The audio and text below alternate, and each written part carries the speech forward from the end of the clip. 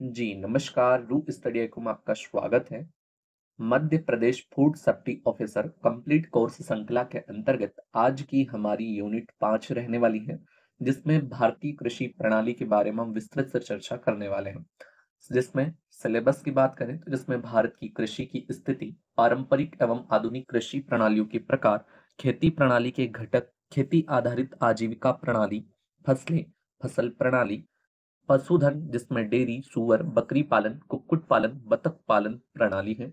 बागवानी फसलें, कृषि वानिकी प्रणाली, जल कृषि, बतख, कुक्कुट, सह मछली, डेयरी सह मछली, सुअर पालन, सह मछली, किसानों के लिए आजीविका घटकों के रूप में मूल्य श्रृंखला और माध्यमिक उद्यमों सहित छोटे, मध्यम और बड़े उद्यम। नाबार्ड, आईसीएआर, कृषि विश्वविद्यालय और केवी के द्वारा व्यावसायिक खेती आधारित आजीविका मॉडल, खेती आधारित आजीविका के अवसरों को बढ़ावा देने में शामिल केंद्र और राज्य सरकार, सार्वजनिक और निजी संगठनों की योजनाएं और कार्यक्रम। ठीक है, ये रहा यूनिट 5 का कंप्लीट सिलेबस, जिसमें हम टॉपिक बाय टॉपिक पढ़ने वाले हैं। जिसमें पहला टॉपिक रहने वाला है भारत में कृषि की स्थिति, पारंपरिक आधुनिक कृषि प्रणालियों के प्रकार, खेती प्रणाली के घटक, खेती आधारित आजीविका प्रणाली, फसलें और फसल प्रणाली। ठीक है, जिसमें पहला टॉपिक आने वाला है भारत में कृषि का ऐतिहासिक परिदृश्य। ठीक है, भारत में कृषि सहस्राब्दियों यानी कि सहस्राब्दियों से विकसित हुई है, जो तकनीकी प्रगति, सामाजिक आर्थिक परिवर्तनों और पर्यावरणीय कारकों के अनुरूप ढली है। कृषि के विकास को विभिन्न ऐतिहासिक अवधियों के माध्यम से समझा जा सकता है। सबसे पहला आता है प्राचीन कृषि, जो कि सिंधु घाटी सभ्यता में विकसित हुई थी। लगभग 3300 से लगाकर 1300 ईसा पूर्व भारत में कृषि के सबसे पुराने प्रमाण सिंधु घाटी सभ्यता यानी कि हड़प्पा सभ्यता से मिलते हैं। मोहनजोदड़ो और हड़प्पा की खुदाई में गेहूं, जौ, मटर और कपास की खेती के प्रमाण मिले। उन्नत सिंचाई तकनीक, जल संग्रहण प्रणाली और फसल चक्र यानी कि क्रॉप रोटेशन का उपयोग किया जाता था। अब बात करते हैं हम वैदिक काल में। वैदिक काल यानी कि 1500 ईसा पूर्व से लगाकर 500 ईसा पूर्व कृषि अधिक व्यवस्थित हो गई, जिसका उल्लेख ऋग्वेद जैसे ग्रंथों में मिलता है। हल और बैलों का उपयोग खेती में बढ़ा। मुख्य फसल वैदिक काल की धान, गेहूं, जौ, दालें, गन्ना और कपास। सिंचाई प्रणाली का विस्तार विशेष रूप से सिंधु गंगा क्षेत्र में हुआ। मौर्य काल और गुप्त काल लगभग 321 ईसा पूर्व से लगाकर 600 ईस्वी। मौर्य साम्राज्य सम्राट अशोक ने कृषि को बढ़ावा देने के लिए तालाबों और नहरों का निर्माण करवाया। गुप्त काल भारतीय कृषि का स्वर्ण युग, जहां फसल चक्र में सुधार, लोहे के हल के उपयोग से उत्पादकता बढ़ी। पूछा जा सकता है भारतीय कृषि का स्वर्ण युग कौन से काल को कहा जाता है, तो गुप्त काल को कहा जाता है। मध्यकालीन भारत 600 ईस्वी से लगाकर 1700 ईस्वी।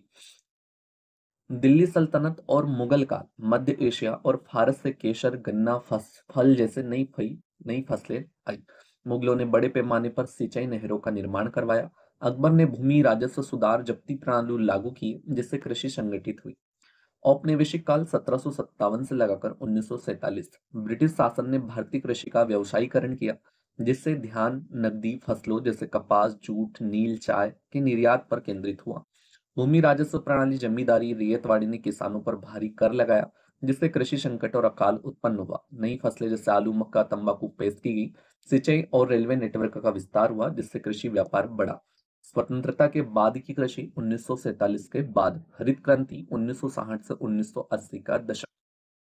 खाद्यान्न संकट से निपटने के लिए उच्च उत्पादकता वाली किस्में HYVS, ठीक है, यानी कि हाई प्रोडक्टिविटी वाली जो किस्में होती वेराइटी होती हैं, रासायनिक उर्वरक और आधुनिक सिंचाई प्रणाली अपनाई गई। भारत में खाद्यान्न उत्पादन आत्मनिर्भर बना, विशेष रूप से पंजाब, हरियाणा, उत्तर प्रदेश में। नकारात्मक प्रभाव, मृदा संरक्षण, जल संकट और रसायनों का अत्यधिक उपयोग। हरित क्रांति के बाद का युग, टिकाऊ कृषि नीतियों की शुरुआत हुई, जैसे राष्ट्रीय कृषि नीति, प्रधानमंत्री कृषि सिंचाई योजना, मृदा स्वास्थ्य प्रबंधन कार्यक्रम, सॉइल हेल्थ मैनेजमेंट प्रोग्राम। आधुनिक कृषि सन 2000 के बाद वर्तमान बढ़ती चुनौतियों की बात करें तो जलवायु परिवर्तन, जल संकट, अपर्याप्त बुनियादी ढांचा और आधुनिक तकनीकों की कमी। तकनीकी प्रगति की बात करें तो ड्रिप सिंचाई, जैव प्रौद्योगिकी यानी कि बायोटेक्नोलॉजी जिसमें जीएम फसलें आती हैं, सटीक खेती और डिजिटल कृषि, स्मार्ट फार्मिंग, एआई आधारित समाधान, सरकारी समर्थन, सब्सिडी, फसल बीमा योजनाएं, मूल्य वर्धित कृषि यानी कि वैल्यू एडेड एग्रीकल्चर पहल, जैविक खेती एवं टिकाऊ कृषि पर बढ़ता ध्यान। भारतीय कृषि अर्थव्यवस्था में कृषि का योगदान। आर्थिक सर्वेक्षण 2024-25 के आधार पर भारत में कृषि की स्थिति। बजट 2025-26 में कृषि क्षेत्र को भारत के विकास का प्रथम इंजन कहा गया है। यह क्षेत्र देश की अर्थव्यवस्था और खाद्य सुरक्षा में महत्वपूर्ण भूमिका निभाता है। वित्त वर्ष 2023-24 में कृषि एवं संबद्ध गतिविधियों का सकल घरेलू उत्पाद में लगभग 16% योगदान रहा है। लगभग 46.1% जनसंख्या को रोजगार प्रदान करता है। कृषि क्षेत्र की प्रमुख विशेषताओं की बात करें तो बागवानी, पशुपालन, मत्स्य पालन जैसे उच्च मूल्य वाले क्षेत्रों ने कृषि वृद्धि में महत्वपूर्ण योगदान दिया है। भारत विश्व के 11.6% अनाज उत्पादन का योगदान देता है, लेकिन अन्य शीर्ष उत्पादक देशों की तुलना में इसकी फसल उत्पादकता कम है। वित्त वर्ष 2024-25 में अरहर, तुअर और बाजरा के न्यूनतम समर्थन मूल्य एमएसपी में क्रमशः 59% और 77% की वृद्धि की गई है, जो कि भारित उत्पादन लागत की तुलना में।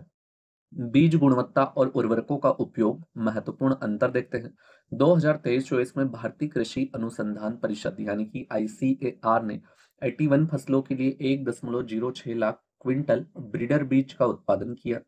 प्रमुख फसल की बात करें, पहल की बात करें तो बीज बैंक यूरिया गोल्ड यानी कि यूरिया में सल्फर मिलाकर पोषक तत्व अवशोषण को बढ़ाना, प्रधानमंत्री प्रणाम योजना, वर्षा और सिंचाई व्यवस्था दक्षता बढ़ाना और कवरेज विस्तारित करना। कृषि क्षेत्र मौसम परिवर्तन के प्रति अत्यधिक संवेदनशील है, जबकि सिर्फ 55% शुद्ध बुवाई क्षेत्र ही सिंचित है। भारत के 2/3 अधिक कृषि क्षेत्र पर सूखे का खतरा बना रहता है। प्रमुख पहल प्रधानमंत्री कृषि सिंचाई योजना के तहत ड्रॉप मोर क्रॉप, सूक्ष्म सिंचाई को बढ़ावा देने के लिए माइक्रो इरिगेशन फंड और वर्षा आधारित क्षेत्रों के विकास के लिए रेन फेड एरिया डेवलपमेंट का विकास हुआ है। कृषि ऋण एक महत्वपूर्ण इनपुट है। भारत में 7.75 करोड़ किसान क्रेडिट कार्ड खाते सक्रिय हैं। 2018 से 19 में केसीसी का विस्तार कर रहे हैं। इसे मत्स्य पालन और पशुपालन की कार्यशील पूंजी जरूरतों को पूरा करने के लिए भी शामिल किया गया है। प्रमुख पहल की बात करें तो संशोधित ब्याज सब्सिडी यानी कि MISS, समय पर ऋण चुकाने पर प्रोत्साहन, प्रधानमंत्री फसल बीमा योजना और प्रधानमंत्री किसान सम्मान निधि। कृषि मशीनीकरण यानी कि पहुंच को सुविधाजनक बनाना, छोटे और सीमांत किसानों के लिए महंगे कृषि यंत्र सबसे बड़ी चुनौती बने हुए हैं। प्रमुख पहल की बात करें तो कृषि मशीनीकरण यानी कि उप मिशन कस्टम हायरिंग सेंटर की स्थापना,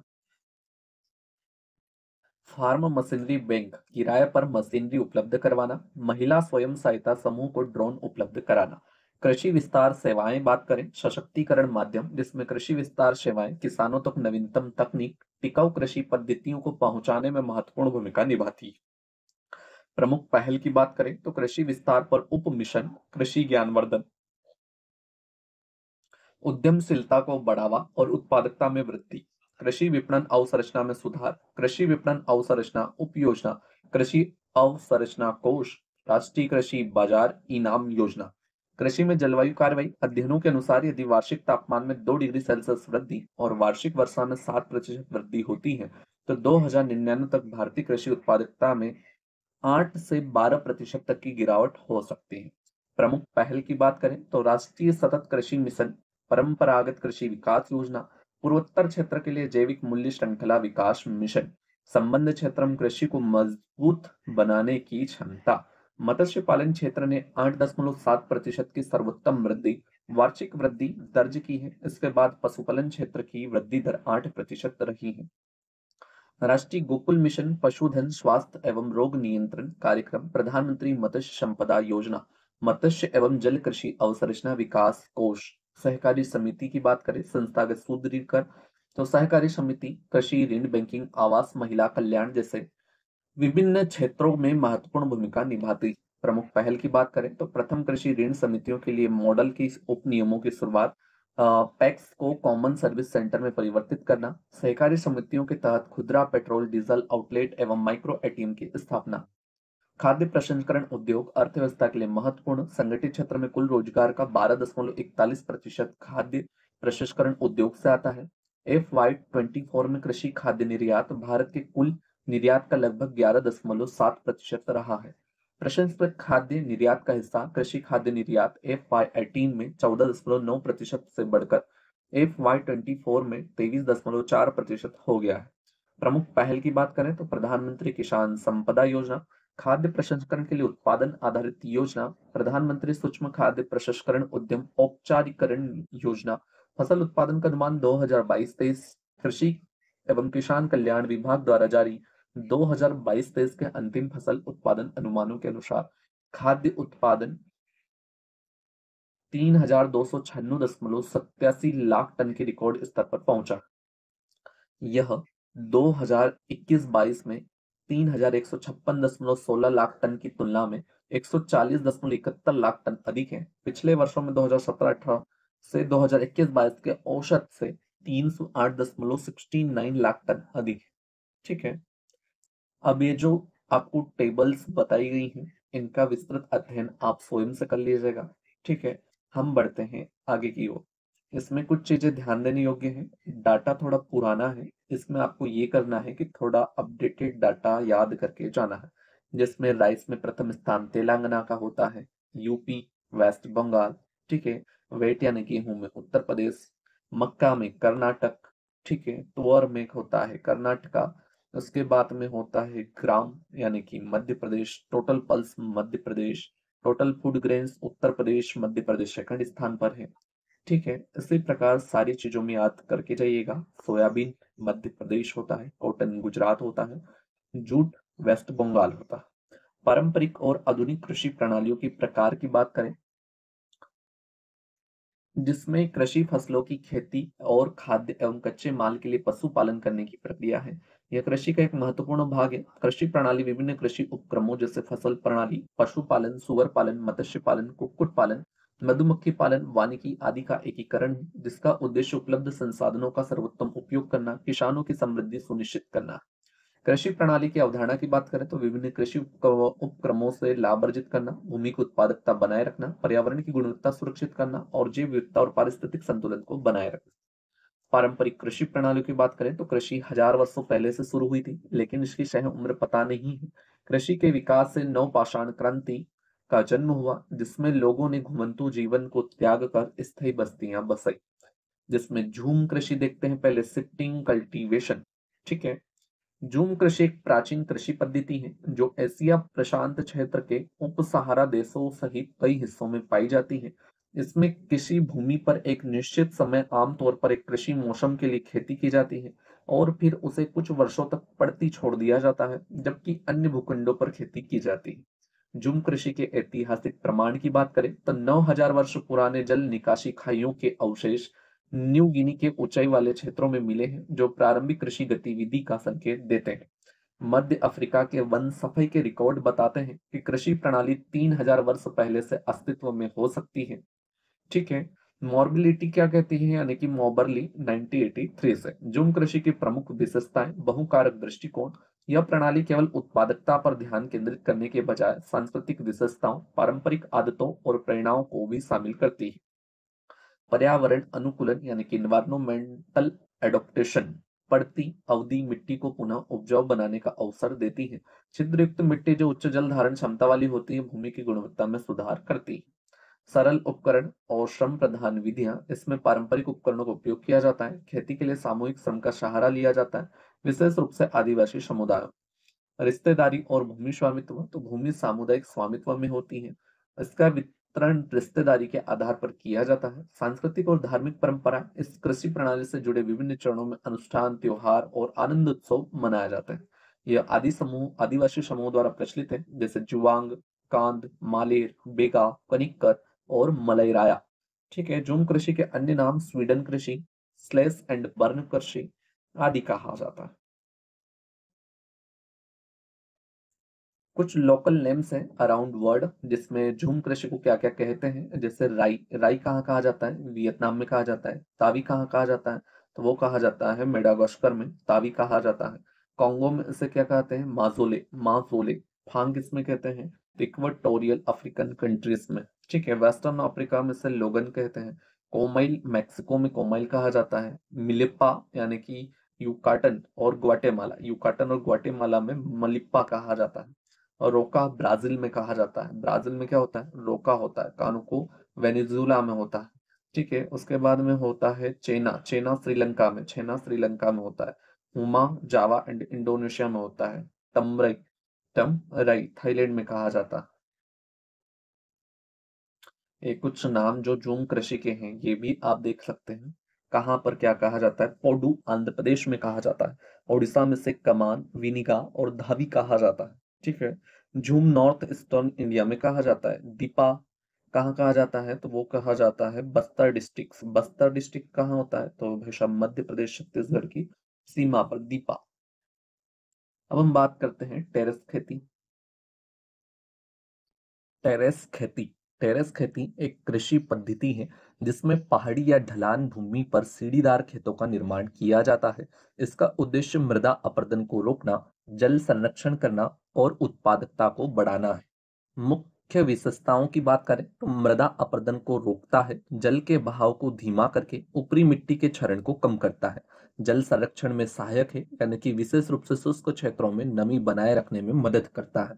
भूमि की उत्पादकता को बढ़ाता है, यानी कि खड़ी ढलानों को उपयोगी कृषि भूमि में परिवर्तित करता है।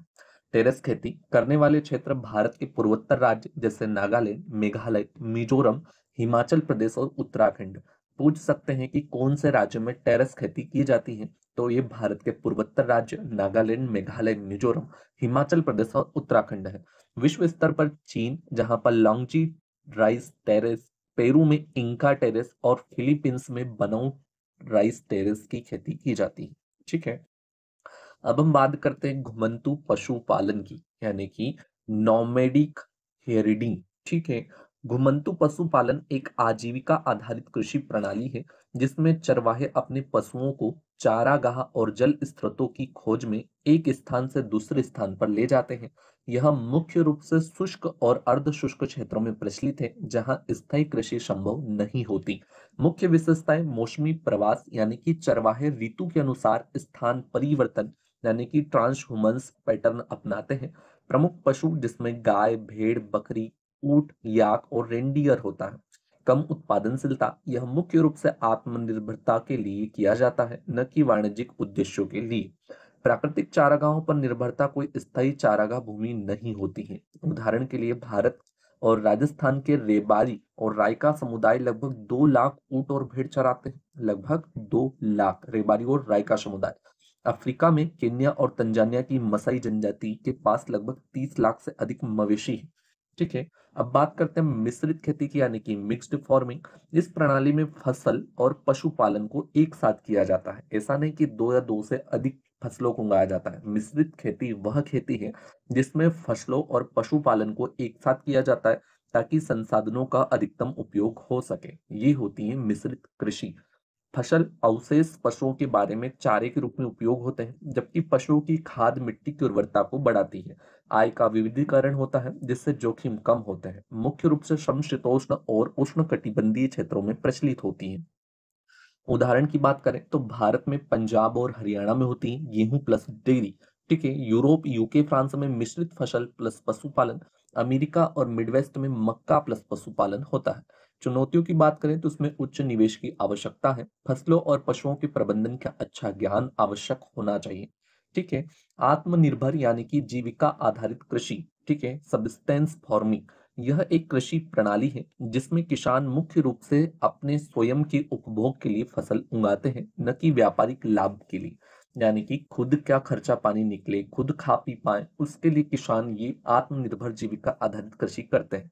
मुख्य विशेषताओं की बात करें तो एक तो होता है कि छोटे जोत और कम मशीनरीकरण, पारंपरिक कृषि विधियां और पारिवारिक श्रम पर निर्भरता, कम उत्पादकता और विकासशील देशों में अधिक प्रचलित होता है।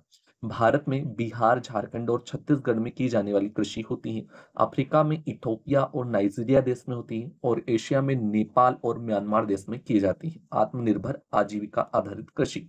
चुनौतियों की बात करें तो कम उत्पादन और निम्न आय, नई तकनीकों की कमी, जलवायु पर अत्यधिक निर्भरता। अगला आती है पशुपालन कृषि। यह एक कृषि प्रणाली है जिसमें मुख्य रूप से पशुओं को पालकर मांस, दूध, ऊन, अन्य पशु उत्पादों का उत्पादन किया जाता है। बड़े चारागाहों की आवश्यकता होती है। दो प्रकार के पशुपालन प्रचलित है, एक तो घुमंतू पशुपालन, एक होता है स्थायी पशुपालन। घुमंतू में चरवाहे पशुओं को चारागाहों की खोज में इधर उधर ले जाते हैं।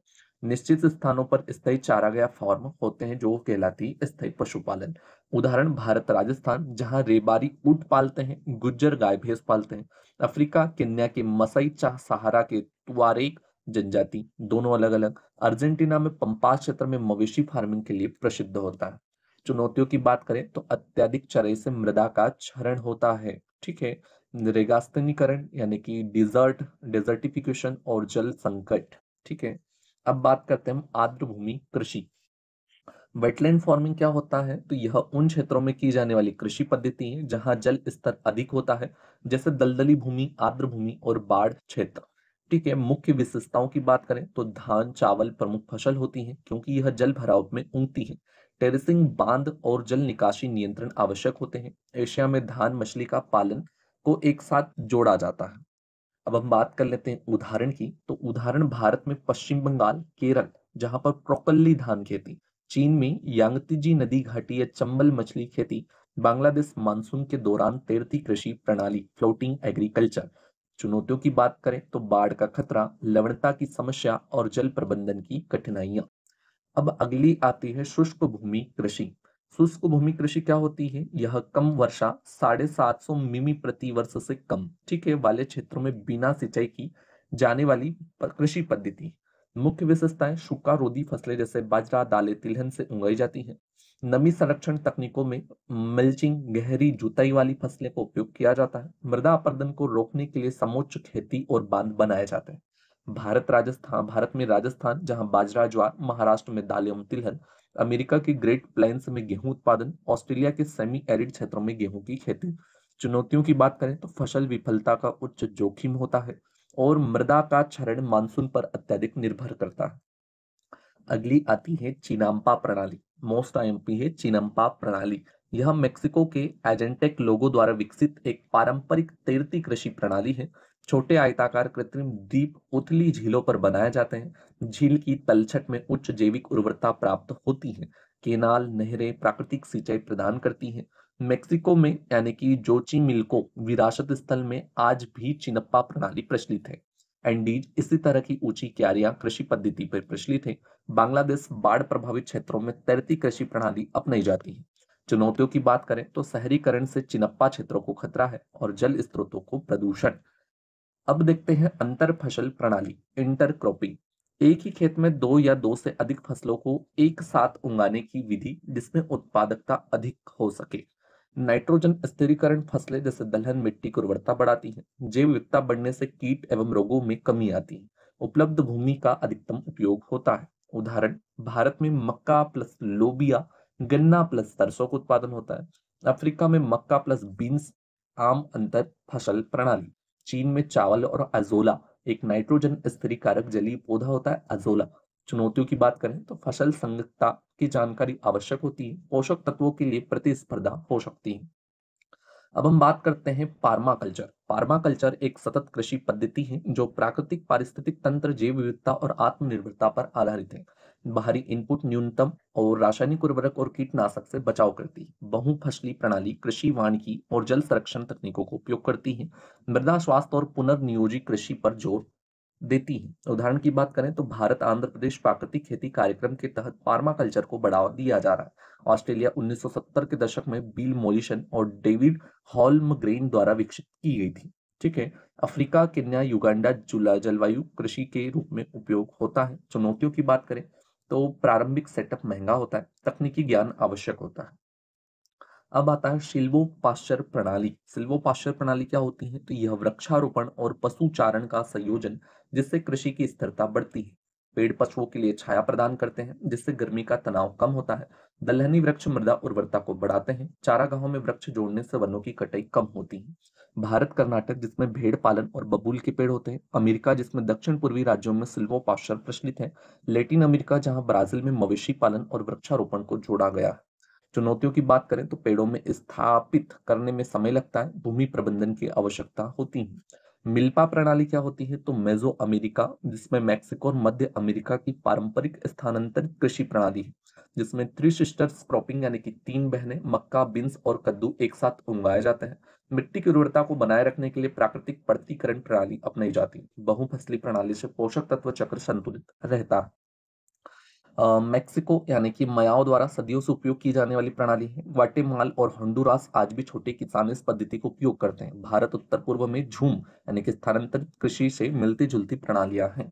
चुनौतियों की बात करें तो भूमि समाशोधन से वनों की कटाई की जाती है, लंबे पड़तीकरण की आवश्यकता होती है। अब हम बात करते हैं पड़ती प्रणाली की। तो एक भूमि प्रबंधन पद्धति जिसमें कृषि भूमि को कुछ समय के लिए अनउपजाऊ छोड़ दिया जाता है ताकि मिट्टी की उर्वरता पुनः प्राप्त हो सके। मुख्य विशेषताएं जिसमें मिट्टी के पोषक तत्व प्राकृतिक रूप से पुनः उत्पन्न होते हैं, मृदा अपरदन और जल की हानि को रोकने में सहायक है, फसल चक्र के साथ मिलकर उपयोग की करने की उत्पादकता बढ़ती है। उदाहरण के लिए भारत में राजस्थान नमी संरक्षण के लिए बेयर फॉलो प्रणाली अपनाई जाती है। यूरोप पारंपरिक गेहूं उत्पादकता क्षेत्रों में प्रचलित है। अफ्रीका अर्ध शुष्क क्षेत्रों में मरुस्थलीकरण को रोकने के लिए प्रयोग की जाती है। चुनौतियों की बात करें तो पड़ती वर्षों के दौरान भूमि अनुत्पादक रहती है, लगातार खेती करने का दबाव अधिक होता है। अब हम बात करने वाले हैं आधुनिक कृषि प्रणालियां। आधुनिक कृषि प्रणालियों के अंतर्गत सर्वप्रथम आती है प्रिसिजन फार्मिंग। प्रिसिजन फार्मिंग क्या होता है? तो प्रिसिजन फार्मिंग एक उन्नत कृषि तकनीक है जो जीपीएस, आईओटी, एआई, ड्रोन और सेंसर जैसी तकनीकों को उपयोग करके इनपुट यानी कि पानी, उर्वरक, कीटनाशकों को अनुकूलित करती है, जिससे फसल उत्पादन बढ़ता है और बर्बादी कम होती है। मुख्य विशेषताओं की बात करें तो जीपीएस और जीआईएस मैपिंग होता है, खेत की विविधता, मिट्टी की स्थिति, फसल स्वास्थ्य की निगरानी करता है। रिमोट सेंसिंग और ड्रोन जिसमें हवाई इमेजिंग के माध्यम से बीमारियों, पोषक तत्वों की कमी, सिंचाई आवश्यकताओं का पता लगता है। वेरिएबल रेट टेक्नोलॉजी जिसमें मिट्टी की स्थिति के अनुसार बीज, उर्वरक, पानी के अनुप्रयोग को समायोजित करता है। स्वचालित मशीनरी, स्मार्ट ट्रैक्टर और रोबोटिक हार्वेस्टर दक्षता को बढ़ाते हैं। आईओटी और एआई का उपयोग रियल टाइम डेटा संग्रह द्वारा बेहतर निर्णय करने में मदद करता है। लाभ की बात करें तो उत्पादकता में वृद्धि होती है, अनुकूलित इनपुट उपयोग से 10 से 20% उपज बढ़ती है। जल एवं संसाधनों की कुशलता तो स्मार्ट सिंचाई से 30 से 50% पानी की बचत होती है। लागत में कमी तो उर्वरक और कीटनाशकों पर 40% तक बचत होती है।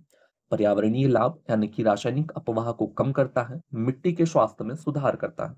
वैश्विक परिदृश्य और भारत में स्थिति तो वैश्विक प्रिसिजन फार्मिंग बाजार 2028 तक 16 बिलियन तक पहुंचने की संभावना है। CAGR 12%। भारत में डिजिटल एग्रीकल्चर, एआई आधारित कृषि निर्णय समर्थन प्रणाली और कृषि यंत्रीकरण उप मिशन के तहत ड्रोन सब्सिडी जैसे सरकारी पहले प्रिसिजन फार्मिंग को बढ़ावा दे रही हैं। अब हम बात करते हैं वर्टिकल फार्मिंग की। वर्टिकल फार्मिंग एक आधुनिक कृषि पद्धति है, ठीक है, जिसमें फसलों को नियंत्रित पर्यावरणीय कृषि के तहत स्तरीय ढंग से उगाया जाता है, जिसमें हाइड्रोपोनिक्स, एरोपोनिक्स, एक्वापोनिक्स का उपयोग किया जाता है ताकि सीमित स्थान में अधिकतम उत्पादन हो सके। पृष्ठभूमि की बात करें तो 1915 में गिलबर्ट एलिस बेली ने वर्टिकल फार्मिंग शब्द गढ़ा। किसने गढ़ा? तो गिलबर्ट एलिस बेली ने 1915 में। ठीक है, और इस पर एक पुस्तक लिखी। 1999 में प्रोफेसर डिक्सन डेस्पोमियर ने आधुनिक अवधारणा प्रस्तुत की, जिसमें शहरी क्षेत्रों में खाद्य उत्पादन बढ़ाने पर जोर दिया गया ताकि परिवहन संसाधनों की बचत हो सके। ठीक है, विवरण की बात करें तो पारंपरिक खेती की तरह क्षैतिज रूप में जमीन पर खेती करने के बजाय वर्टिकल फार्मिंग में पहले फसलें स्तरीय संरचनाओं में उगाई जाती हैं, जिससे भूमि और जल संसाधनों पर न्यूनतम प्रभाव पड़ता है। इसमें बिना मिट्टी के खेती सहित अन्य तकनीकें शामिल होती हैं। वर्टिकल फार्मिंग की प्रणालियां जैसे एरोपोनिक्स, हाइड्रोपोनिक्स संरक्षित कृषि के अंतर्गत आती हैं, जहां पानी, मिट्टी, तापमान, आर्द्रता आदि को नियंत्रित किया जा सकता है। संरक्षित खेती बड़े पैमाने पर अपनाने से farm to plate supply chain को अनुकूलित किया जा सकता है, जिससे खाद्य उत्पादन उपभोग के निकट हो सकता है। इससे देश की जीडीपी में वृद्धि होगी, आयात पर निर्भरता कम होगी। हाइड्रोपोनिक्स, एरोपोनिक्स और एक्वापोनिक्स। क्या होता है हाइड्रोपोनिक्स? हाइड्रोपोनिक्स यानी कि बिना मिट्टी के पोषक तत्वों से युक्त जल में फसल उगाना। हाइड्रो यानी कि बिना मुक्ति मिट्टी के, ठीक है, यानी कि सोइल के बिना पोषक तत्वों से, यानी कि पानी में ही क्या कर दिया जाएगा, सारे पोषक तत्वों को शामिल कर दिया जाएगा और उसमें पौधों को उगाया जाएगा। ठीक है। एरोपोनिक्स यानी कि फसलों की जड़ों को पोषक तत्वों से युक्त धुंध यानी कि मिस्ट में उगाना, यानी कि हवा में उगाना। एक्वापोनिक्स मत्स्य पालन और हाइड्रोपोनिक्स का संयोजन एक्वापोनिक्स कहलाता है, जहां मछलियों के अपशिष्ट से पौधों को पोषण मिलता है। अब हम एक एक करके पढ़ लेते हैं। एक्वापोनिक्स क्या होता है? तो एक्वापोनिक्स एक सतत कृषि प्रणाली है जो मत्स्य पालन और हाइड्रोपोनिक्स को आपस में जोड़ती है। इसमें मछली के अपशिष्ट से पौधों को प्राकृतिक उर्वरक मिलता है, जबकि पौधे पानी को शुद्ध करके मछलियों के लिए स्वच्छ वातावरण प्रदान करते हैं। एक्वापोनिक्स की तीन जैविक घटक हैं: मछलियां, पौधे और जीवाणु। यह कैसे काम करता है? तो फिन्स टैंक यानी कि मछलियां अमोनियम युक्त अपशिष्ट उत्पन्न करती हैं। जीवाणु परिवर्तन: लाभकारी जीवाणु अमोनिया को पौधों के लिए पोषक तत्वों नाइट्रेट में बदल देता है। पौधों की वृद्धि: ये पौधे नाइट्रेट को अवशोषित करके पानी को स्वच्छ बनाते हैं। जल पुनः संचरण: शुद्ध किया गया पानी पुनः मछली टैंक में जाता है, जिससे एक बंद प्रणाली बनती है। मुख्य लाभ की बात करें तो जल दक्षता यानी कि पारंपरिक खेती की तुलना में 90% कम पानी उपयोग होता है। उच्च उत्पादकता: निरंतर पोषक तत्व उपलब्ध होने से 30 से 50% अधिक उपज होती है। रसायन मुक्त खेती: कोई रासायनिक उर्वरक या कीटनाशक नहीं, जिससे मिट्टी और जल प्रदूषण कम। कम स्थान में खेती: शहरी क्षेत्रों और ग्रीन हाउस छतों पर भी संभव है। दोहरी आय: मछली और फसल दोनों का उत्पादन होता है। एक्वापोनिक्स में उपयोग की जाने वाली मछलियां और पौधे: मछलियां तिलापिया, कैटफिश, ट्राउट, काई कॉर्प। पौधे की बात करें तो लेट्यूस, तुलसी, पालक, टमाटर, खीरा और स्ट्रॉबेरी। हाइड्रोपोनिक्स की बात करें तो हाइड्रोपोनिक्स एक मिट्टी रहित खेती तकनीक है जिसमें पौधों को पोषक तत्वों से भरपूर जल में उगाया जाता है। इसमें नियंत्रित पर्यावरण कृषि के तहत उत्पादन को बढ़ाया जाता है। न्यूट्रिएंट फिल्म टेक्नोलॉजी: पतली पोषक घोल की परत जड़ों पर बहती है। डीप वाटर कल्चर हाइड्रोपोनिक्स के प्रकार हैं। क्या क्या प्रकार हो सकते हैं वो देख लीजिए। एक होता है न्यूट्रिएंट फिल्म टेक्नोलॉजी, एनएफटी, जिसमें पतली पोषक घोल की परत जड़ों पर बहती। डीप वाटर कल्चर, डीडब्ल्यूसी, ठीक है, जिसमें पौधों की जड़ें ऑक्सीजन युक्त पोषक जल में डूबी रहती हैं। एरोपोनिक्स: जड़ों पर पोषक तत्वों का धुंध छिड़का जाता है।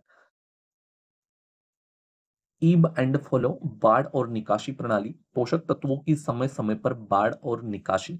ड्रिप सिस्टम: पोषक घोल को बूंद बूंद करके पौधों तक पहुंचाना। विक सिस्टम: पौधे पोषक तत्वों को विक्स के माध्यम से अवशोषित करते हैं। मुख्य लाभ की बात करें तो उच्च उपज यानी कि पारंपरिक खेती की तुलना में 50% अधिक उत्पादन होता है। जल दक्षता: मिट्टी आधारित खेती की तुलना में 90% कम पानी का उपयोग होता है। मिट्टी पर निर्भरता नहीं: शहरी क्षेत्रों, रेगिस्तान और यहाँ तक कि अंतरिक्ष में भी यह संभव है। कीटनाशक मुक्त खेती: नियंत्रित वातावरण में कीटों का हमला कम। तेजी से विकास: तो सीधे पोषक तत्व मिलने के कारण 30 से 50% तेजी से वृद्धि होती है। वैश्विक एवं भारतीय परिदृश्य: वैश्विक हाइड्रोपोनिक्स बाजार 2027 तक 19 बिलियन तक पहुंचने की संभावना है। CAGR 11%। भारत में स्थिति की बात करें तो बेंगलुरु, दिल्ली, पुणे, हैदराबाद जैसे शहरों में हाइड्रोपोनिक्स की लोकप्रियता बढ़ रही है।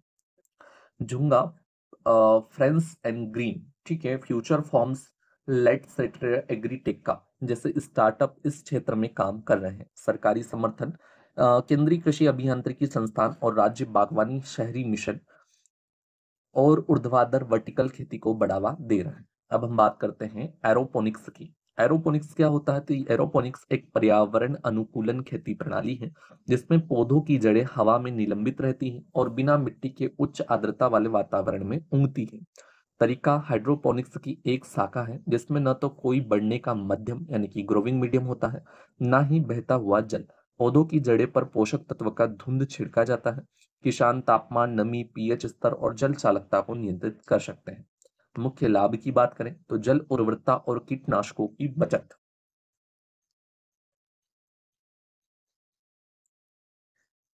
जल, उर्वरक और कीटनाशकों की बचत: पारंपरिक खेती की तुलना में 98% कम पानी और 60% कम उर्वरकों का उपयोग होता है। मिट्टी के अभाव में कीटनाशकों की आवश्यकता नहीं होती।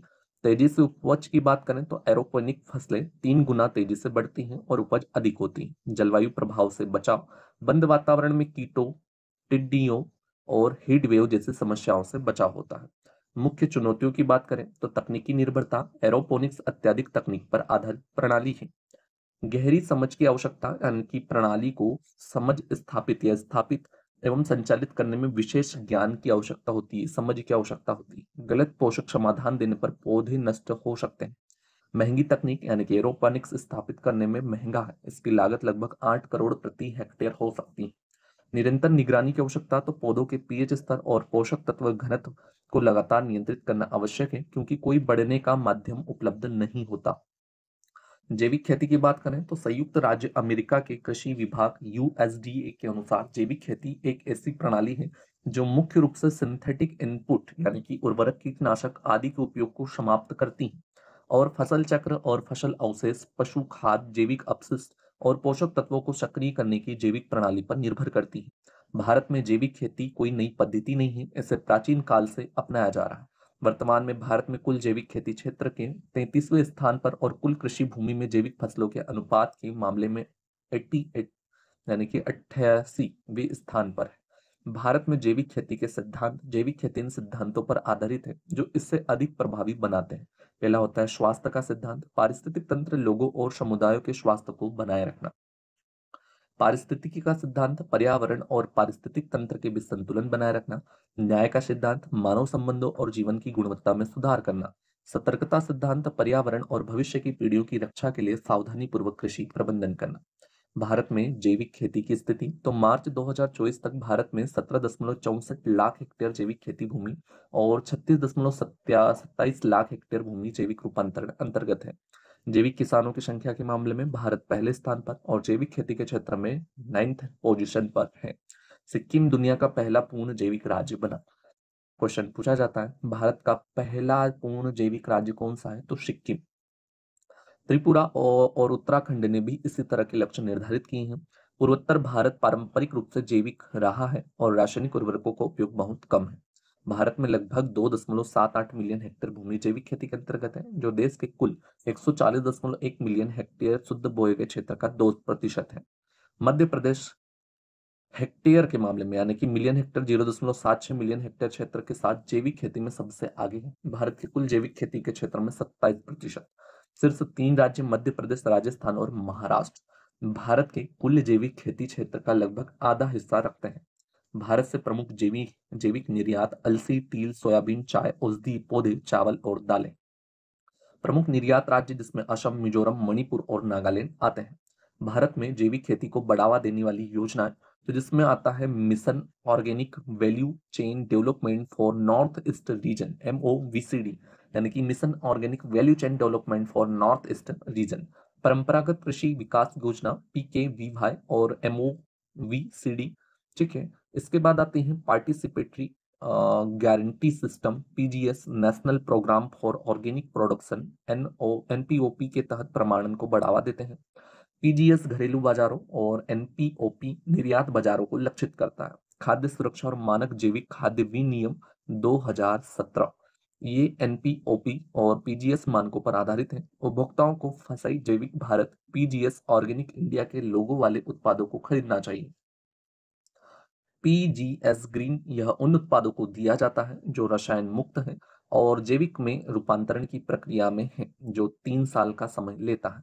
जैविक ई-कॉमर्स प्लेटफॉर्म www.जैविकखेती.in को किसानों को सीधे खुदरा और थोक खरीदारों से जोड़ने के लिए मजबूत किया जा रहा है। जैविक खेती से जुड़ी हुई कुछ चुनौतियां भी होती हैं, जैसे उच्च में प्रारंभिक लागत, जैविक खेती में प्रशिक्षण, प्रमाणन और जैविक बीज एवं खाद में अधिक निवेश की आवश्यकता होती है। ज्ञान और कौशल की कमी यानी कि कई किसानों को जैविक खेती की तकनीकों की पर्याप्त जानकारी नहीं होती। इनपुट की सीमित उपलब्धता यानी कि जैविक कीटनाशक और उर्वरक महंगे और दुर्लभ हो सकते हैं। प्रमाणन प्रक्रिया जटिल यानी कि छोटे किसानों के लिए जैविक प्रमाणन प्राप्त करना कठिन और समय लेने वाली प्रक्रिया है। कम उत्पादन की बात करें तो जैविक खेती में प्रारंभिक वर्षों में पारंपरिक खेती की तुलना में पैदावार कम होती है, जिससे किसानों की आय प्रभावित हो सकती है। बाजार की सीमित उपलब्धता यानी कि जैविक उत्पादों के लिए बुनियादी ढांचा और बाजार तंत्र सीमित होने के कारण किसानों को उचित मूल्य नहीं मिल पाता। बिना रासायनिक कीटनाशकों के कीट और रोगों का नियंत्रण चुनौतियों हो सकता है, विशेष रूप से प्रतिकूल मौसम में। स्मार्ट खेती की बात करें, स्मार्ट फार्मिंग, तो स्मार्ट खेती कृषि को अधिक उत्पादकता, बेहतर लचीलापन, न्यूनतम दुष्प्रभावों के साथ उच्च उपज प्राप्त करने के लिए पुनः उन्मुख और परिवर्तित करने की प्रक्रिया है। स्मार्ट खेती के साथ ई सिद्धांत तो आर्थिक व्यवहार्यता यानी कि खेती को लाभदायक बनाना, संसाधनों का कुशल उपयोग, प्रति इकाई जल, भूमि और श्रम का अधिकतम उत्पादन, उत्पादन वृद्धि यानी उच्च उत्पादकता के माध्यम से उपज में वृद्धि, ऊर्जा खपत की बचत यानी कि सीमित जीवाश्म ईंधन की खपत में कमी, समाधान लाभ या समान का लाभ वितरण, किसानों और विभिन्न क्षेत्रों में बीच समान आय वितरण, पर्यावरण, पारिस्थितिक संरक्षण, जैव विविधता और प्राकृतिक संसाधनों का संरक्षण, रोजगार सृजन यानी कि किसानों के आय में वृद्धि सुनिश्चित करना। संभावनाओं की बात करें तो 2028 तक वैश्विक स्मार्ट कृषि बाजार लगभग 25.4 बिलियन तक पहुंचने की उम्मीद है, जो आईओटी और प्रिसीजन फार्मिंग तकनीकों के बढ़त में उपयोग से प्रेरित होगा। अब हम बात करते हैं ड्रोन खेती। ड्रोन खेती, जिसे कृषि ड्रोन भी कहा जाता है, में मानव रहित हवाई वाहन का उपयोग फसल निगरानी, छिड़काव और मानचित्रण के लिए किया जाता है। ड्रोन कई कृषि कार्यों में सहायक होते हैं, जैसे कीटनाशक और पोषक तत्वों का छिड़काव, जल क्षेत्र का मानचित्रीकरण, जल सैंपलिंग, जल जंतु संक्रमण का मानचित्रण और मत्स्य प्रबंधन। लाभ की बात करें तो लागत में कमी, यानी विश्व आर्थिक मंच के अनुसार ड्रोन का उपयोग लागत को 20% कम कर सकता है और मैनुअल कार्यों से होने वाले स्वास्थ्य जोखिमों को कम कर सकता है। सटीक कृषि की बात करें तो ड्रोन से सटीक खेती को बढ़ावा मिलता है, जिससे इनपुट का अनुकूलन संभव होता है। उत्पादकता में वृद्धि, तो डेटा आधारित फसल सलाह सेवाओं के माध्यम से उत्पादकता में 15% तक वृद्धि हो सकती है। भारत सरकार की पहल, जिसमें नमो ड्रोन दीदी योजना महिलाओं के स्वयं सहायता समूहों के सशक्त बनाने और आधुनिक कृषि तकनीक उपलब्ध कराने के लिए शुरू की गई। कृषि मशीनीकरण पर उप मिशन यानी किसानों को ड्रोन खरीदने के लिए वित्तीय सहायता प्रदान करता है, जिससे यह तकनीक अधिक सुलभ होती है। ड्रोन किसान यात्रा, भारत में रसायन मुक्त खेती को बढ़ावा देने के लिए यह अभियान चलाया गया है। अब हम बात करते हैं कंजर्वेशन एग्रीकल्चर, संरक्षण कृषि। संरक्षण कृषि एक सतत कृषि प्रणाली है, ठीक है, जो मृदा स्वास्थ्य, जल दक्षता और जैव विविधता में सुधार करती है। यह मृदा में न्यूनतम हस्तक्षेप और प्राकृतिक जैविक प्रक्रियाओं को बढ़ावा देने पर केंद्रित है। प्रमुख सिद्धांत: मृदा में न्यूनतम हस्तक्षेप यानी कि बिना जुताई या कम जुताई से मृदा संरचना और नमी बनाए रखना। स्थायी मृदा आवरण, फसल अवशेष और कवर फसलों का उपयोग करके मृदा कटाव और जल हानि को रोकना। फसल चक्रण और विविधीकरण, मिट्टी की उर्वरता, कीट नियंत्रण में सुधार के लिए फसलों का अदला बदली करना। मृदा कटाव को 40 से 60% तक कम करता है। जल उपयोग दक्षता 30 से 50% तक बढ़ती है। कार्बन लाभ ये होते हैं: कार्बन उत्सर्जन में कमी, जिससे ग्रीन हाउस गैसों का प्रभाव घटता है। उत्पादन लागत घटती है, कम ईंधन और श्रम की आवश्यकता होती है। शहरी कृषि यानी कि अर्बन फार्मिंग क्या होता है? तो शहरी कृषि का अर्थ है शहरी और अर्ध शहरी क्षेत्रों में फसलों की खेती, प्रसंस्करण और वितरण, जिसमें हाइड्रोपोनिक्स, एक्वापोनिक्स और वर्टिकल फार्मिंग जैसे नवीन विधियों का उपयोग किया जाता है, ताकि कम स्थान में अधिक उत्पादन हो सके। शहरी कृषि क्या है? तो यह शहरी वातावरण में फसल, पशुपालन और खाद्य उत्पादन की प्रक्रिया है। शहरों में उपलब्ध स्थानों जैसे कि छतों, बालकनियों, सामुदायिक उद्यानों और खाली प्लॉट्स का उपयोग किया जाता है। शहरी कृषि की आवश्यकता, तो शहरी जनसंख्या बढ़ने के कारण शहरों को ताजा और सतत खाद्य आपूर्ति के लिए नवाचार अपनाने की जरूरत है। 2050 तक दुनिया का 68% जनसंख्या शहरी क्षेत्रों में रहेगी, जिससे शहरी कृषि खाद्य सुरक्षा में महत्वपूर्ण भूमिका निभाएगी। स्मार्ट शहरी कृषि, तो आधुनिक तकनीक शहरी कृषि के विकास में अहम भूमिका निभा रही है। शहरी कृषि के प्रकार की बात करें तो रूफ टॉप फार्मिंग यानी कि छतों के खाली स्थान का उपयोग कर कंटेनरों या उन्नत बिस्तरों में फसल उगाना। वर्टिकल फार्मिंग यानी कि फसलों को एक के ऊपर एक परतों में उगाना, जिससे यह जगह का अधिकतम उपयोग होता है। और वर्टिकल फार्मिंग सामुदायिक उद्यान यानी कि सामूहिक रूप से फसल उगाने के लिए साझा भूमि जैसे पार्क, खाली प्लाट का उपयोग होता है। हाइड्रोपोनिक्स की बात करें तो मिट्टी के बजाय पोषक तत्वों से भरपूर पानी में फसलों की खेती, जिससे पानी की बचत और अधिक उपज संभव होती है। एक्वापोनिक्स मछली पालन और बिना मिट्टी के पौधों की खेती को जोड़कर उन्नत प्रणाली विकसित करना, जहां मछलियों का पानी पौधों के लिए पोषक तत्व प्रदान करता है और पौधे पानी को साफ करते हैं। इंडोर फार्मिंग, जहां गोदामों या कंटेनरों में नियंत्रित वातावरण में फसलों की खेती होती है। माइक्रो ग्रीन फार्मिंग, छोटे स्थानों जैसे बैकयार्ड में माइक्रो ग्रीन्स, छोटे पौधे का व्यावसायिक उत्पादन होता है। पुनर्योजी कृषि क्या होती है? तो पुनर्योजी कृषि एक समग्र कृषि दृष्टिकोण है, जो प्राकृतिक खेती तकनीकों के माध्यम से मृदा स्वास्थ्य बहाल करने, जैव विविधता बढ़ाने और पारिस्थितिक तंत्र की क्षमता सुधारने पर केंद्रित है। मृदा में न्यूनतम हस्तक्षेप, बिना जुताई या कम जुताई वाली खेती, विविध फसल प्रणाली, फसल चक्रण, कवर फसलें और कृषि वानिकी। पशु एकीकरण, चराई करने वाले जानवर मृदा की उर्वरता बढ़ाते हैं। जैविक पदार्थों की वृद्धि, कंपोस्टिंग और जैविक उर्वरकों जैसे कि बायोचार का उपयोग किया जाता है। ग्रीन हाउस खेती क्या होती है? तो ग्रीन हाउस जलवायु नियंत्रित संरचनाएं होती हैं, जिनमें शीतलन और हीटिंग प्रणाली होती है। विशेषताओं की बात करें तो उष्णकटिबंधीय सब्जियों, ऑफ सीजन फसलों, फूलों, पौधों के उगाने और प्रजनन में उपयोग किया जाता है। ग्रीन हाउस की उन्नत प्रणालियों में पॉलीकार्बोनेट, सीड, डबल वॉल, ताप और शीतलन प्रणाली शामिल होती है। पॉली हाउस की बात करें तो पॉली हाउस ग्रीन हाउस का एक सरल संस्करण है जिसमें स्वाभाविक रूप से हवादार जलवायु नियंत्रण होता है, जबकि ग्रीन हाउस पूर्ण रूप से जलवायु नियंत्रित होते हैं। पॉली हाउस का उपयोग इसके उपयोग से ग्रीन हाउस की तरह ही किए जाते हैं। पॉली हाउस में उगाई जाने वाली फसलें जिसमें फल पपीता, स्ट्रॉबेरी, सब्जियों में पत्ता गोभी, करेला, शिमला मिर्च, फूल गोभी, मूली, मिर्च, धनिया, प्याज, पालक, टमाटर होते हैं। फूल की बात करें तो कॉर्नेशन, बेरा, गेंदा, ऑर्किड और गुलाब। पॉली हाउस के प्रकार की बात करें तो स्वाभाविक रूप से हवादार पॉली हाउस होते हैं और पर्यावरण नियंत्रित पॉली हाउस होते हैं। तो स्वाभाविक रूप से हवादार पॉली हाउस क्या होते हैं, तो इसमें कोई अतिरिक्त पर्यावरणीय नियंत्रण प्रणाली नहीं होती, केवल पर्याप्त वेंटिलेशन और फॉगर सिस्टम होता है ताकि फसलें खराब मौसम और प्राकृतिक कीटों से बच सके। पर्यावरण नियंत्रित पॉली हाउस, इसमें प्रकाश, तापमान, आर्द्रता आदि को नियंत्रित किया जाता है, जिससे फसलों का उत्पादन बढ़ता है और उन्हें ऑफ सीजन में भी उगाया जा सकता है। प्राकृतिक खेती की बात करें तो प्राकृतिक खेती एक रसायन मुक्त पारंपरिक टिकाऊ कृषि विधि है। यह मुख्य रूप से निर्मित इनपुट और उपकरणों के उपयोग से बचती है। ठीक है। मोशा नोबू फोकुओका ने 1975 में अपनी पुस्तक द वन स्ट्रॉ रेवोल्यूशन में इस पारिस्थितिकी खेती पद्धति की स्थापना की। इसे फुकुओका पद्धति या कुछ न करने वाली खेती भी कहा जाता है। प्राकृतिक खेती उत्पादन लागत कम होता है, उपकरणों का न्यूनतम उपयोग और रासायनिक उर्वरकों व कीटनाशकों का प्रयोग नहीं। स्वास्थ्य के लिए लाभकारी यानी प्राकृतिक खेती से प्राप्त खाद्य पदार्थ अधिक पोषक और रसायन मुक्त होते हैं।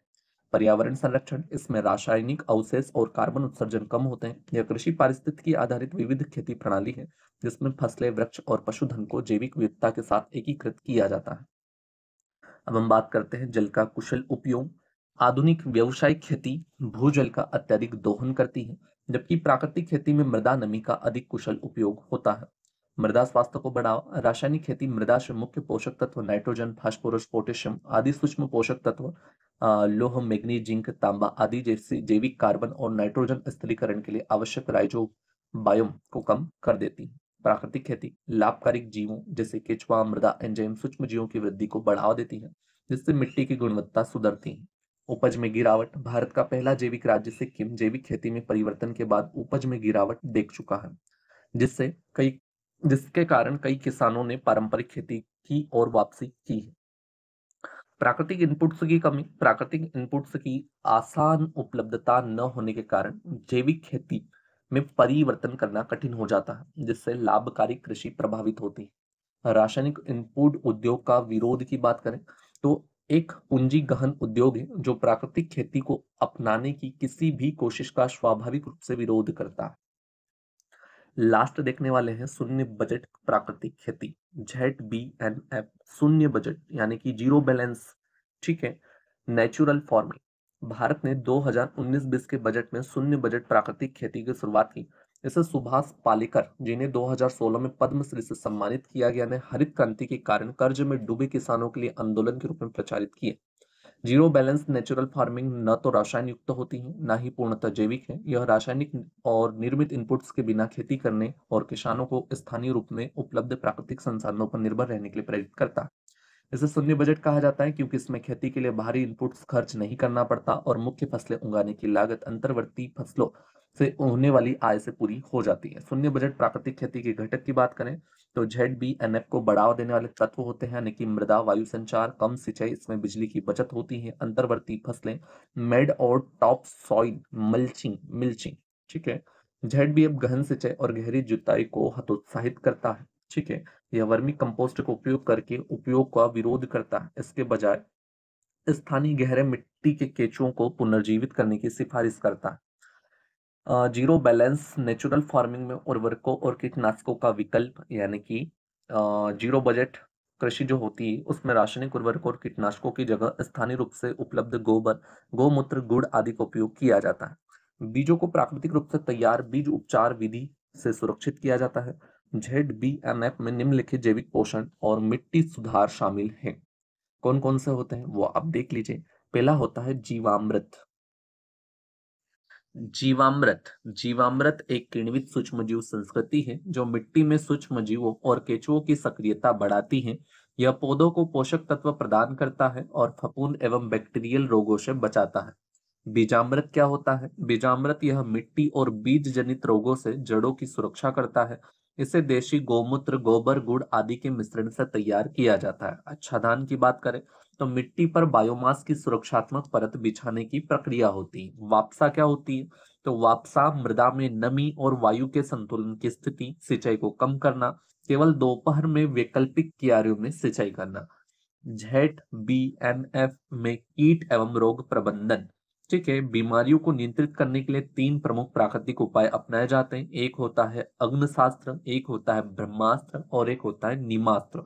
ये सभी गोमूत्र, गोबर, तंबाकू, फल, हरी मिर्च, लहसुन और नीम से तैयार किए जाते हैं। जलवायु स्मार्ट कृषि क्या होती है? Climate smart agriculture. तो जलवायु स्मार्ट कृषि एक ऐसी कृषि पद्धति है जो हरित और जलवायु लचीले कृषि खाद्य प्रणालियों के विकास में मदद करती है। यह संयुक्त राष्ट्र के सतत विकास लक्ष्य एसडीजीएस और पेरिस समझौते जैसे अंतरराष्ट्रीय लक्ष्यों को प्राप्त करने में सहायक है। जलवायु कृषि स्मार्ट कृषि के तीन प्रमुख उद्देश्य हैं। एक है कृषि उत्पादकता और आय में स्थायी वृद्धि। दूसरा है जलवायु परिवर्तन के अनुकूलन और प्रतिरोधक क्षमता का निर्माण। ग्रीन हाउस गैस उत्सर्जन को कम करना या हटाना। जलवायु कृषि के कुछ प्रमुख उदाहरण हैं, जैसे जलवायु प्रतिरोधी फसलों की खेती, ऐसी फसल किस्मों को उगाना जो तापमान में बदलाव, वर्षा की अनिश्चितता, कीट रोगों और लवणीयता को सहन कर सके। उदाहरण सूखा सहिष्णु मक्का की किस्में उप सहारा अफ्रीका में विकसित की गई, जिससे लाखों छोटे किसानों को लाभ हुआ है। अब हम बात कर लेते हैं संरक्षण कृषि यानी कि कंजर्वेशन एग्रीकल्चर। संरक्षण कृषि में न्यूनतम जुताई, फसल अवशेषों का उपयोग, ढकने वाली फसलों को अपनाना और फसल चक्र को बढ़ावा देना शामिल है। ये सभी मिट्टी की गुणवत्ता और जैव विविधता को बनाए रखने में सहायक होते हैं। संरक्षण कृषि के लाभ की बात करें तो मृदा अपरदन में कमी, जल धारण क्षमता में सुधार, कार्बन अवशोषण में वृद्धि और ग्रीन हाउस गैस से उत्सर्जन में कमी। अब हम बात करते हैं एग्रीकल्चर यानी कि कृषि 4.0।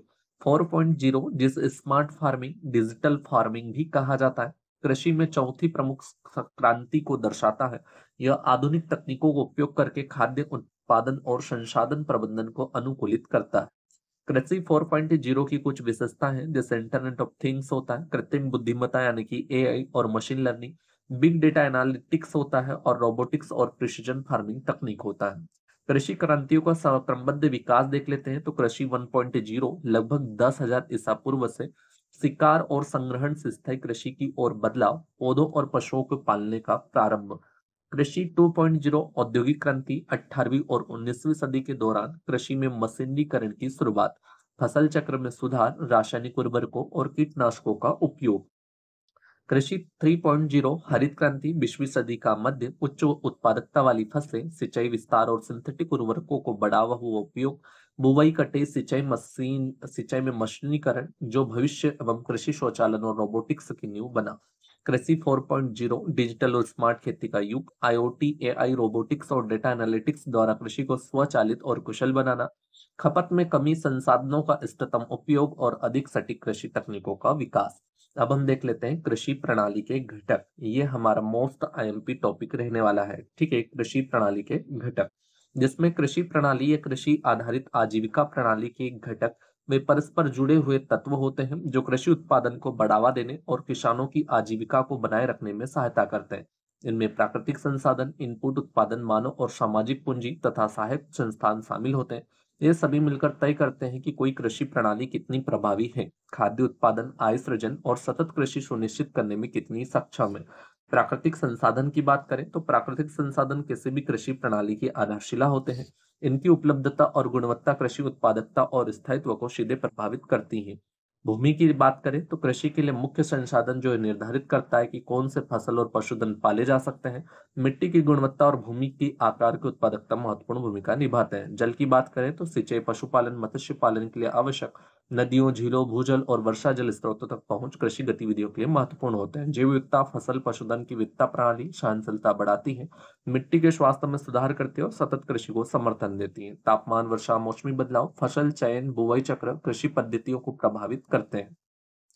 अब हम देखते हैं कृषि इनपुट क्या होता है। तो कृषि इनपुट वे सामग्री या संसाधन होते हैं जो उत्पादकता बढ़ाने और सफल कृषि संचालन सुनिश्चित करने के लिए उपयोग किया जाता है। यानी कि अच्छी कृषि के लिए जो उत्पादक लगते हैं, कृषि इनपुट लगते हैं, वो सामग्री होती है। बीज और रोपण सामग्री, जिसमें उच्च गुणवत्ता वाले बीज, रोपण सामग्री या पौधे उत्पादन और फसल की सहनशीलता के लिए आवश्यक होते हैं। उर्वरक और मिट्टी सुधारक, रासायनिक उर्वरक जैव खाद कंपोस्ट चूना जैसे सुधारक मिट्टी की उर्वरता बढ़ाते हैं और फसल उत्पादन में वृद्धि करते हैं। कीटनाशक एवं शाकनाशी कीट रोग और खरपतवार नियंत्रण के लिए उपयोग किए जाते हैं। जैविक खेती में जैविक कीट नियंत्रण पर अधिक ध्यान दिया जाता है।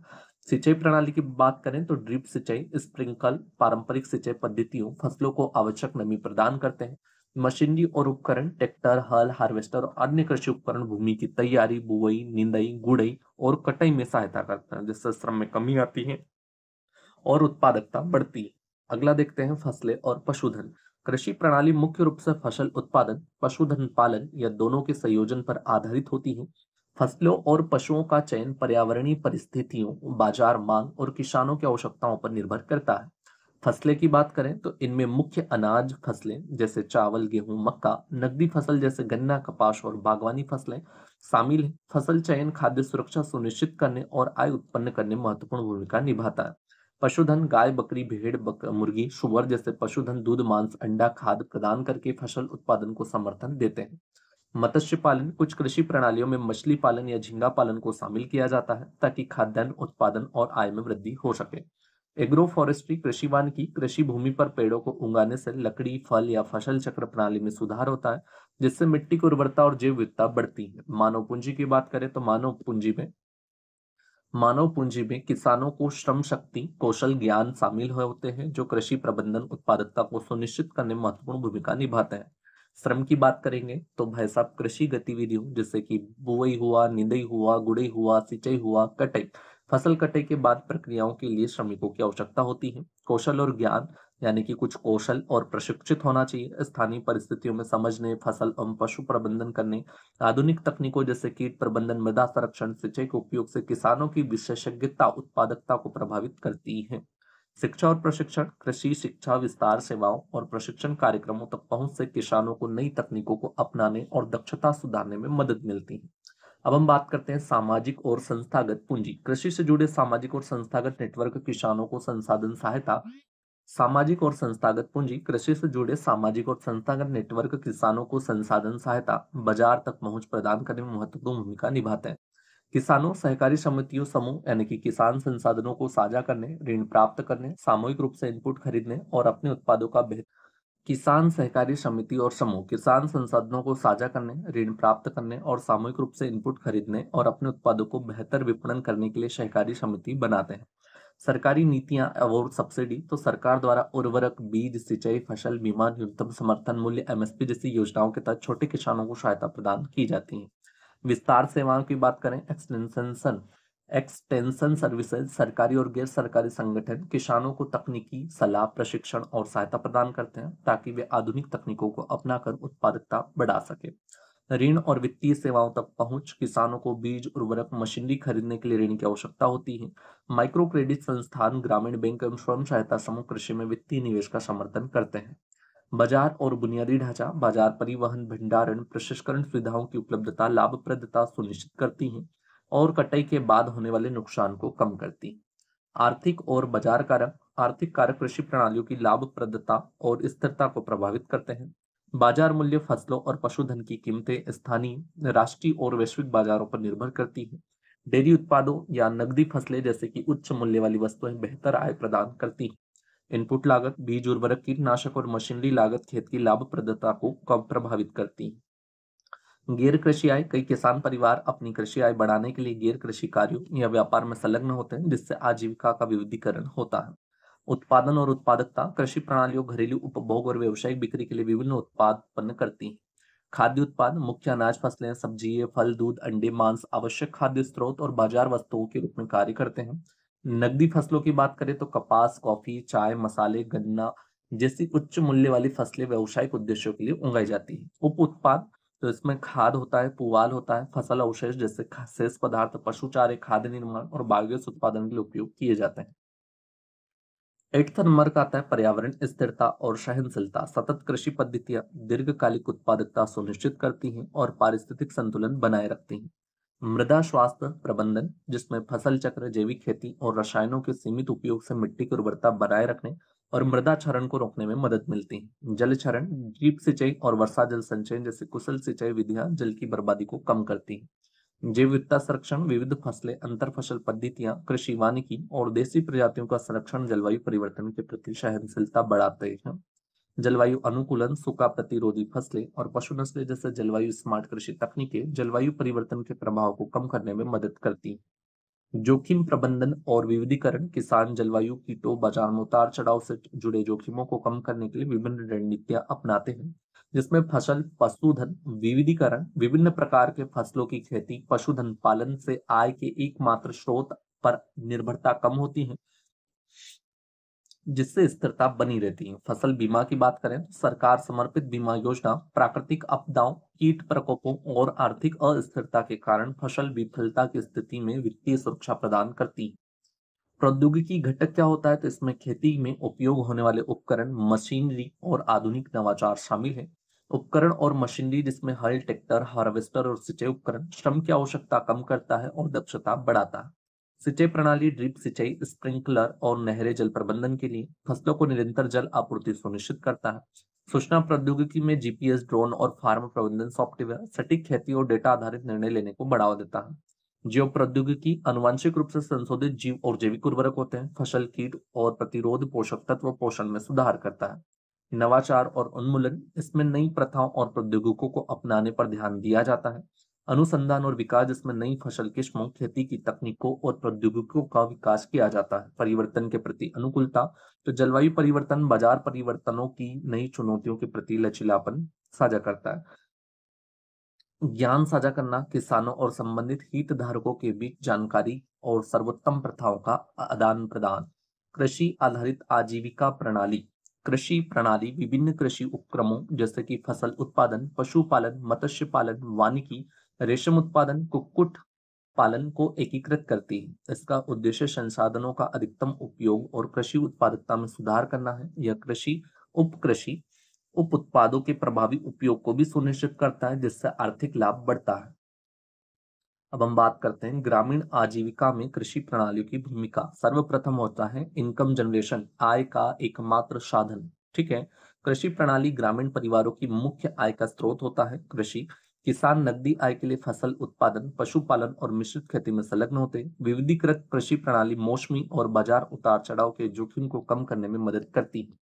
खाद्य सुरक्षा और पोषण की बात करें तो कृषि प्रणाली विभिन्न फसलों और पशु उत्पादनों का उत्पादन कर खाद्य सुरक्षा सुनिश्चित करती है। ग्रामीण परिवारों को ताजा और पौष्टिक खाद्य पदार्थ सीधे प्राप्त होते हैं, जिससे बाहरी बाजारों पर निर्भरता कम होती है।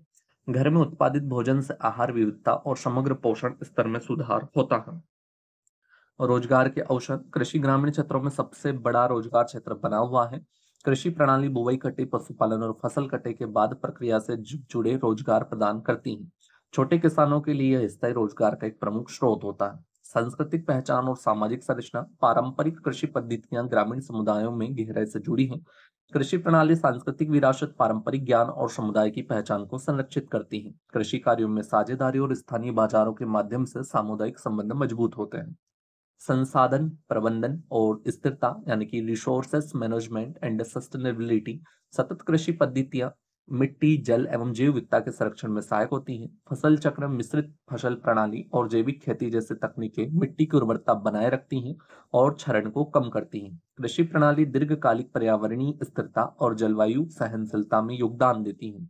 विविधीकरण की बात करें तो विविधीकरण और जोखिम प्रबंधन यानी कि डाइवर्सिफिकेशन एंड रिस्क मैनेजमेंट, एकीकृत कृषि प्रणाली में फसल और पशुपालन का मिश्रण जोखिम को कम करता है। ठीक है, जलवायु परिवर्तन, कीट संक्रमण और बाजार मूल्य में उतार चढ़ाव के कारण होने वाली अनिश्चितताओं को विविधीकरण द्वारा कम किया जाता है। एक संतुलित कृषि प्रणाली आय की स्थिरता और खाद्य सुरक्षा सुनिश्चित करती है। बाजार पहुंच व्यापार, तो कृषि प्रणाली ग्रामीण उत्पादों को स्थानीय और राष्ट्रीय और वैश्विक बाजारों से जोड़ती है। अधिशेष उत्पादन से किसान नकदी फसलों, पशुधन और मूल्य संवर्धित उत्पादों को व्यापार कर सकते हैं। बाजार तक पहुंच से आर्थिक वृद्धि, बेहतर बुनियादी ढांचे और जीवन स्तर में सुधार होता है। पर्यावरणीय सेवाओं की बात करें, इन्वायरमेंटल सर्विसेज, अच्छी तरह से प्रबंधित कृषि प्रणाली पारिस्थितिक तंत्र सेवाओं जैसे कि मिट्टी की उर्वरता, जल शुद्धिकरण और कार्बन अणु का समर्थन करती है। कौन सा? सिक्योरिटेशन, कृषि वानिकी और संरक्षण जुताई जैसे सतत कृषि पद्धतियां पर्यावरणीय सहनशीलता बढ़ाती हैं। प्राकृतिक संसाधनों का संरक्षण कृषि प्रणाली के माध्यम से पारिस्थितिक संतुलन बनाए रखने में सहायक होता है। अब हम बात करते हैं प्रौद्योगिकी और नवाचार तक पहुंच। तो कृषि प्रणाली आधुनिक आधुनिक कृषि तकनीकों को अपनाने के लिए एक मंच प्रदान करती है। उन्नत फसल किस्में, कुशल सिंचाई और सटीक कृषि जैसी नवाचार तकनीकी उत्पादकता में वृद्धि करती है। तकनीकी रूप से उन्नत कृषि दक्षता बढ़ाती है, पर्यावरणीय प्रभाव को कम करती है और आजीविका में सुधार करती है। कृषि आधारित आजीविका प्रणाली, कृषि प्रणालियां विभिन्न क्षेत्रों जैसे भूगोल, संसाधनों, सांस्कृतिक प्रथाओं के आधार पर भिन्न होती हैं। नीचे ग्रामीण क्षेत्रों में पाई जाने वाली कुछ प्रमुख कृषि प्रणालियों का विवरण दिया गया है। सबसे पहले होता है आत्मनिर्भर कृषि प्रणाली। तो किसान मुख्य रूप से अपनी स्वयं की खपत के लिए फसलें उगाते हैं, यानी कि स्वयं खाए पिएंगे उसके लिए फसल को उगाया जाता है, और पशुपालन करते हैं, न कि बिक्री के लिए। यह प्रणाली उन विकासशील क्षेत्रों में अधिक प्रचलित है जहां खाद्य सुरक्षा को आय सृजन से अधिक प्राथमिकता दी जाती है। अब हम बात करते हैं झूम कृषि। ठीक है।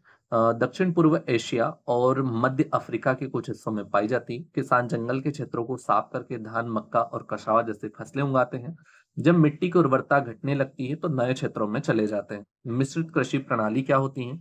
मिक्स्ड फार्मिंग सिस्टम, जिसमें विवरण दिया गया है फसल उत्पादन और पशुपालन का मिश्रण, जिससे कृषि को विविधता और एकीकृत रूप दिया जाता है। यह प्रणाली आय और खाद्य स्रोतों को अधिक स्थिर बनाती है, क्योंकि पशुओं के गोबर को जैविक खाद के रूप में उपयोग किया जाता है। फसल पशुपालन चक्र को संतुलित किया जाता है। उदाहरण की बात करें तो मिश्रित फसल पशुपालन प्रणाली पूर्वी अफ्रीका में प्रचलित है। किसान अनाज जैसे मक्का, बाजरा और दलहन उगाते हैं, साथ ही मवेशी, बकरियां और मुर्गी पालन भी करते हैं। कृषि वानिकी प्रणाली देख लेते हैं तो खेतों में पेड़ों, फसलों और पशुओं को एक साथ उगाने वाली प्रणाली है। यह जैव विविधता को बढ़ाती है, मिट्टी के स्वास्थ्य में सुधार करती है, या लकड़ी या गैर लकड़ी के उत्पादों के माध्यम से अतिरिक्त आय प्रदान करती है। एलिक्रॉपिंग, ठीक है, उदाहरण होता है उष्णकटिबंधीय क्षेत्रों में आम होती है। किसान नाइट्रोजन स्थिर करने वाले दलहनी पेड़ों की पंक्तियों के बीच मक्का और कसावा जैसी फसलें उगाते हैं, जिसमें मिट्टी के कटाव को रोका जाता है और उर्वरता में सुधार होती है। वाणिज्यिक या नकदी फसल प्रणाली, तो इस प्रणाली में मुख्य रूप से बिक्री के लिए फसलें उगाई जाती हैं, न कि व्यक्तिगत उपभोग के लिए। यह उन क्षेत्रों में आम है जहां बाजार तक अच्छी पहुंच होती है, विशिष्ट उत्पादों की अधिक मांग होती है। चाय और कॉफी बागान जैसे कि केन्या, कोलंबिया में पाए जाते हैं। बड़े पैमानों पर बागानों में एक ही फसल को निर्यात के लिए उगाया जाता है और उत्पादन को अधिकतम करने के लिए गहन कृषि तकनीकों का उपयोग किया जाता है। पशुपालन प्रणाली की बात करें तो यह प्रणाली मुख्य रूप से पशुपालन जैसे गाय, भेड़, बकरी पर आधारित होती है। शुष्क और अर्धशुष्क क्षेत्रों में प्रचलित होती है, जहां फसल खेती कम व्यवहारिक होती है। अब हम बात करते हैं खानाबदोश पशुपालन। ठीक है। नॉमेडिक पशुपालन अफ्रीका के साहेल क्षेत्र में प्रचलित होता है। पशुपालक अपने मवेशियों के साथ चारागाह और जल स्रोतों की तलाश में घूमते रहते हैं। हालांकि जलवायु परिवर्तन और सूखा जैसी चुनौतियां इस प्रणाली को प्रभावित कर रही हैं। गहन कृषि प्रणाली क्या होती है? गहन कृषि प्रणाली यानी कि इंटेंसिव एग्रीकल्चर सिस्टम, इस प्रणाली में उच्च निवेश, उच्च उत्पादन वाली कृषि तकनीकों पर जोर दिया जाता है। आधुनिक तकनीक, सिंचाई, रासायनिक उर्वरक, कीटनाशकों का उपयोग करके अधिकतम फसल का उत्पादन किया जाता है। धान की खेती की बात करें तो दक्षिण पूर्व एशिया, वियतनाम, थाईलैंड में प्रचलित है। व्यापक सिंचाई और जल प्रबंधन तकनीकों के माध्यम से उच्च उपज वाली धान की खेती की जाती है, अक्सर सीढ़ी नुमा खेतों में की जाती है। अब हम देखते हैं जैविक खेती प्रणाली। जैविक खेती प्रणाली के अंतर्गत कौन कौन सा आता है वो भी देख लेते हैं। तो जैविक खेती प्रणाली, तो इसमें क्या होता है, तो यह पर्यावरणीय रूप से टिकाऊ कृषि पद्धतियों को अपनाने पर जोर देती है। सिंथेटिक कीटनाशकों, रासायनिक उर्वरकों और जैव संशोधित जीवों से बचा जाता है। ठीक है। मिट्टी के स्वास्थ्य और जैव विविधता और पारिस्थितिक संतुलन को प्राथमिकता। उदाहरण जैविक सब्जी उत्पादन अमेरिका और यूरोप में प्रचलित है। किसान फसल चक्र, खाद्य कंपोस्टिंग, प्राकृतिक कीट नियंत्रण विधियों का उपयोग करके बिना सिंथेटिक रसायनों के सब्जियों को उगाते हैं। अब हम बात करते हैं सतत या पुनर्योजी कृषि प्रणाली। ठीक है। इस प्रणाली का उद्देश्य भूमि और पारिस्थितिक तंत्र के स्वास्थ्य को बहाल करना और बढ़ावा देना है। इसमें कृषि पद्धतियां शामिल हैं। पारिस्थितिकी कृषि पद्धतियां, ठीक है, जो दीर्घकालिक रूप से मिट्टी की उर्वरता, जल संरक्षण और जैव विविधता को बनाए रखती हैं। परमाकल्चर प्रणाली ऑस्ट्रेलिया और यूनाइटेड किंगडम में प्रचलित है। किसान प्राकृतिक पारिस्थितिक तंत्र की नकल करते हुए कृषि परिदृश्य तैयार करते हैं, जिसमें मिश्रित फसलें, जल संरक्षण, न्यूनतम बाहरी इनपुट का उपयोग किया जाता है। धान मत्स्य कृषि प्रणाली क्या होती है? तो धान मत्स्य कृषि प्रणाली एक एकीकृत प्रणाली है जिसमें जलमग्न धान के खेतों में धान की खेती के साथ साथ मछली पालन भी किया जाता है। मछलियां खेत में कीटों को नियंत्रित करने में मदद करती हैं, इसलिए मछलियां भी होती हैं और उनका अपशिष्ट धान की फसल के लिए पोषक तत्व प्रदान करता है। धान मत्स्य प्रणाली राइस फिश सिस्टम चीन और दक्षिण पूर्व एशिया में प्रचलित है। किसान धान की खेती के साथ साथ तिलापिया और कार्प जैसी मछलियों का पालन करते हैं, जिससे खाद्य उत्पादन और आय के अवसरों में वृद्धि होती है। जलीय कृषि प्रणाली वितरण इस प्रणाली में नियंत्रित पर्यावरण में जलीय जीवों जैसे कि मछली, झींगा, शंख, छिप का पालन किया जाता है। यह पारंपरिक कृषि प्रणालियों की पूरक के रूप में स्वतंत्र रूप से अपनाई जाती हैं। झींगा पालन थाईलैंड और इक्वाडोर में प्रचलित है। किसान बड़े तालाबों में झींगा का पालन करते हैं और जल की गुणवत्ता को नियंत्रित करने और बीमारियों को रोकने के लिए विशेष तकनीकों को उपयोग करते हैं। शून्य जुताई या बिना जुताई वाली कृषि, इस प्रणाली में मिट्टी को बिना जोते हुए हल चलाए सीधे फसल बोई जाती है। यह मिट्टी की संरचना को बनाए रखने, नमी को संरक्षित करने और कटाव को कम करने में सहायक होती है। बिना जुताई वाली गेहूं खेती यानी कि अमेरिका और अर्जेंटीना में प्रचलित है। किसान बिना जोते हुए मिट्टी में सीधे फसल बोने के लिए विशेष मशीनरी का उपयोग करते हैं, जिससे दीर्घकालिक रूप से मिट्टी का स्वास्थ्य बना रहता है और श्रम लागत कम होती है। स्थानांतरित कृषि प्रणाली, इसे स्लेश एंड बर्न कृषि के नाम से भी जाना जाता है। पूछा जाता है शिफ्टिंग कल्टीवेशन को स्लेश एंड बर्न कृषि के नाम से भी जाना जाता है। इस प्रणाली में जंगलों को काटकर साफ किया जाता है, कुछ वर्षों तक फसल उगाई जाती है, फिर भूमि को प्राकृतिक पुनर्जीवन के लिए छोड़ दिया जाता है। अब हम बात करते हैं स्वीडन कृषि, यानी कि अमेजन वर्षा वन में प्रचलित होती है, वो होती है स्वीडन कृषि।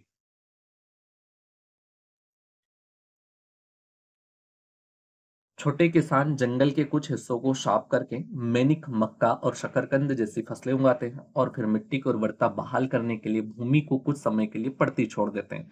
वो क्या होती हैं? ये कृषि हमारी कहलाती है स्थानांतरित कृषि प्रणाली। अगला टॉपिक हमारा रहने वाला है फसलें, जिसमें फसली ऋतुओं की बात करेंगे, कौन सी ऋतु में कौन सी फसल उगाई जाती है। मिलते हैं अगले वीडियो में, तब तक के लिए चैनल को सब्सक्राइब करें, वीडियो को लाइक करें और ज़्यादा से ज़्यादा लोगों को शेयर करें, ताकि आप लोगों को आगे का कंटेंट भी मिल सके। ठीक है। जय हिंद, जय भारत।